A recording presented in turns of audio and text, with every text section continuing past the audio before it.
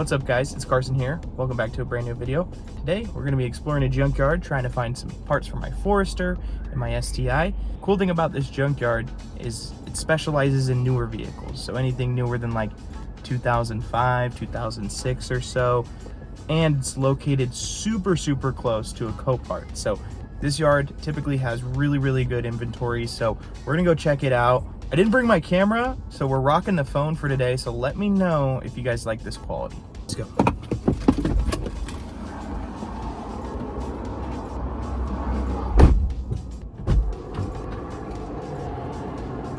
It's on the other side.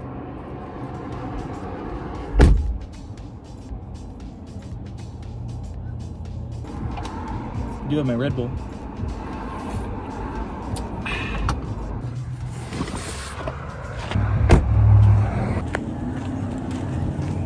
Alrighty, y'all. So this yard, it's $1 entry to get in. Take all of the clips, fasteners, whatever you need. So this will be fun. 12 Foresters in the yard. But yeah, guys, like I was saying, so this is a 350Z.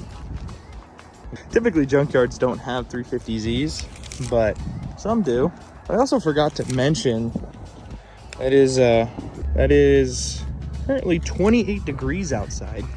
So I don't know why I did this. I was just kind of a spare moment thing, but I'm looking for 10 or 09 through 13. So first one is 81. So let's go. Let's do it. So we made it to 81. As you can see here, this is a Forester. Motor's gone. So with this yard specifically, they will pull the motor and trans out of most of the cars so they can sell online or locally. This was a 5-speed, as you can see from the clutch master. Interior's tan, unfortunately. Really after a black interior in decent condition. But other than that, pretty stock. Back is pretty messed up as well, but I've seen this one before. Try to stay up to date on them, but guys, it is super cold. I don't know why I'm doing this, but whatever, send it. So on to the next one. Let's see, what is the next one? Next closest one is 105, which is right across over there. So let's do it.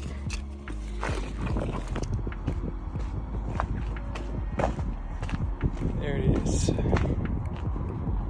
Pretty hammered. Again, no motor, as you can see. Trans is still there, which is good. We do have a black interior. Oh man. No driver's seat, but cloth interior, which is not bad. Nice floor mats. And emblems.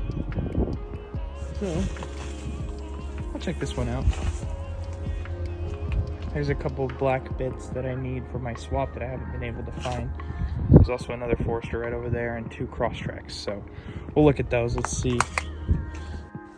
Okay, so we're back in here. This did not have heated seats, so we won't take these seats for sure. Carpet is in not bad condition, definitely needs a clean. I know I need this and this. I wanted to get this lid, but it's got a crack here, so I'll probably wait on that. So let's get these. This thing sucked, but found a little trick. I'm just kind of, yep, pull it up. We're good to go. So got that. Does look like there is some type of glue in there, so I'll probably put a little bit of glue, and other than that, we're good. So 1, 2, 3 parts secured. So let's get back at it. Let's check out this Forester. Those look like it has some ski racks on it. Transmission is automatic. Headlights look pretty good. Base model, automatic, not what we need. Man. A pleek or whatever you call it. I don't know what it's called. I may snag that. Not really. There is a nice grill. I don't need it. We have an extra. Emblems are there. Might snag that button. The detailer in me hates this, but it's one of the only ways to get it off. Just kind of pry up and keep going. Okay, that came up actually a little bit easier than I thought. So just had a bunch of 3M tape and comes off. So I'll restore this and put it on like it, because it like sits right there. Plus I have a small clear coat failure spot on mine. I'll cover that right up rather than dealing with the issue. So, well, let's go check out the other ones. Okay, so we found it. It's black.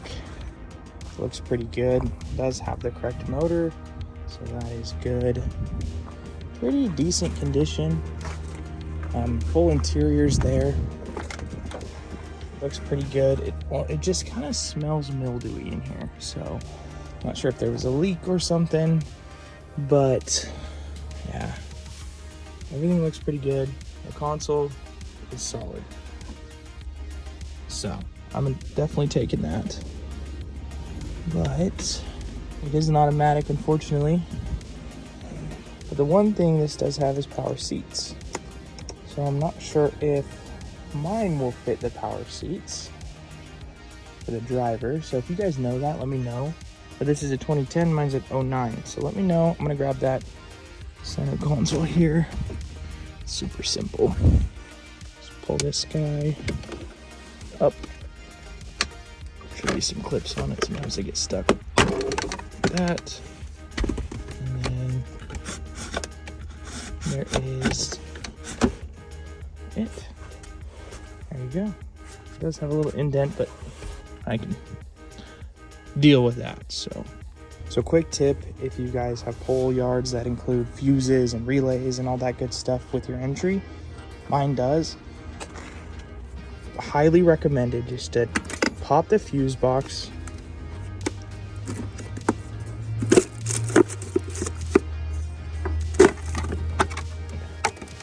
so pop your fuse box and grab every single relay that you can, just so you have a set extras just to get you through. They may not be, brand new, but they'll get you through until getting to an auto parts store or a couple days, whatever you need. But highly recommended. You can always take a picture, right, and grab whatever you need. But yeah, take all these fuses, especially the bigger ones, the fuses, relays. Smaller ones you can stock up on. I've done that before, but it's hit or miss. Most of them are a little older, but they're good to have. Just save a couple bucks there.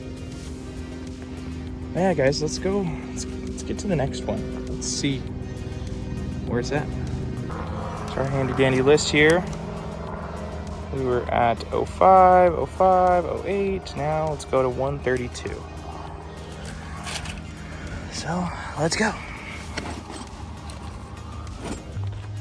132. See it down there. Got a 4Runner. I'm sure that thing's completely stripped. A Juke. So funny story about these Jukes, right? If they're the Nismo Jukes, they're a direct bolt-on into the R35, and you can sell them, the seats, on eBay if they're in good condition for a lot of money. So keep that in mind. If you ever find a Nismo Juke at your junkyard, you can easily pull the seats. They're in good condition. Try that. So looks like another automatic, unfortunately. Tan interior, pretty much stripped. Airbags have gone off, so that's not good. Bumper's gone. And also big wheels. Let's see. Okay. So badges are there.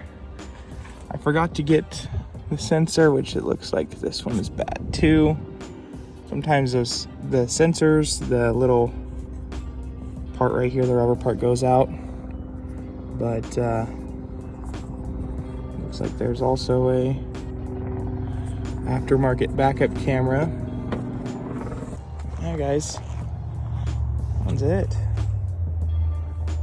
I think we should go find some other cool cars. So I didn't have them print out the list for the Imprezas.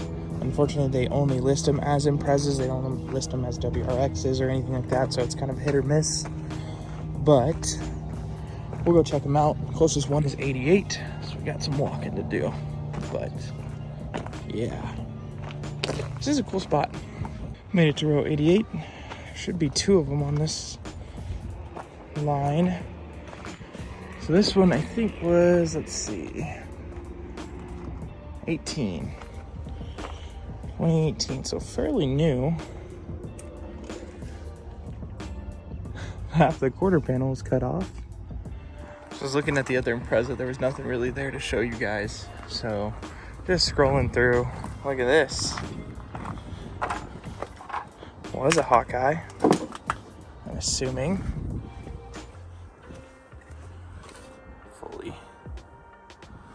Fully gutted. It's a cool hood. Of course, destroyed. Yeah, it was a Hawkeye. I wonder if it was a carbon hood or something. Stuff you see at the junkyard. Hood dump. 16 Jetta. Look at that. That's funny. Just cut straight out. Looks like it had a hood scoop of some sort. Well, there was no luck with any of them. Cool thing about this junkyard is they do also have like partials that they'll sell. I think that's brand new, right? You could fix that up and sell it. So that's it though. See you guys in the car. Well, back in the car. Man, it's cold. I didn't dress for the occasion. This is kind of like a last minute thing. Had some time on my hands. Ended up paying right around 31 bucks. That's the only caveat with this junkyard is they're a lot more expensive, right? They have a lot more selection, but it's a little bit more expensive. So 31 bucks for those couple things. Not terrible, but little on the pricier side as far as junkyard prices go. Another cool thing is there's like 5 of these junkyards here locally in the valley, and all of them are owned by the same person. And so you can get a wristband or a little stamp and then go to all of them. So there's one, funny enough, this is a newer junkyard, this one I was showing you guys. There's an older one just a couple minutes down the road. So let's hit that one since it is included with our admission.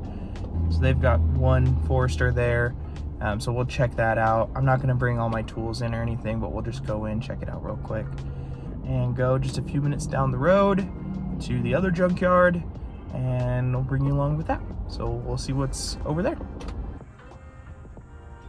And we made it.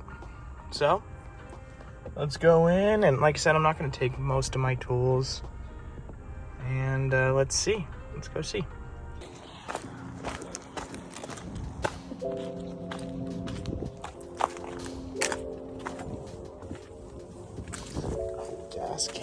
Gas tank right there. This yard is super busy today, guys. Holy smokes. It's automatic, black interior though. Manual. I told you guys I didn't bring any tools. Mission successful. Got the button. It's in better condition than mine, so got it. This interior is super nice. So I may come back and grab this at a later date. Man, check this out. Sexy dirt. super nice. Older model Forester here. Why not while we're here? Check it out, see if there's any aftermarket goodies we could take. I always like the tan and black. That like darker tan looks really good. Nice, a cast. That's cool. So I was looking at this Forester. This is pretty sweet. So it's kind of peeking around, looking at everything. I was like, oh, these are nice Coopers on here. And then I saw from the corner of my eye the ADF. It's Anderson Designed Fabrication. And then you see the rally tag. So you're like, okay, maybe somebody lifted this or something. And there's springs. But I looked up the number on them. Fortunately, they will not fit my car. So that sucks. But cool, we'll find. And there is the 98. It was a 5-speed, which is cool. So, but yeah, nothing here. I think we got a couple more, and then we're done for the day. Got that button. Shout out to the guy, he just gave it to me. So shout out to you, Junkyard Worker guy. Appreciate it. So I've got 2 stories to tell you about the Junkyard, which I think you'll find pretty interesting. So first car, 2001 Subaru Forester. That car was so fun.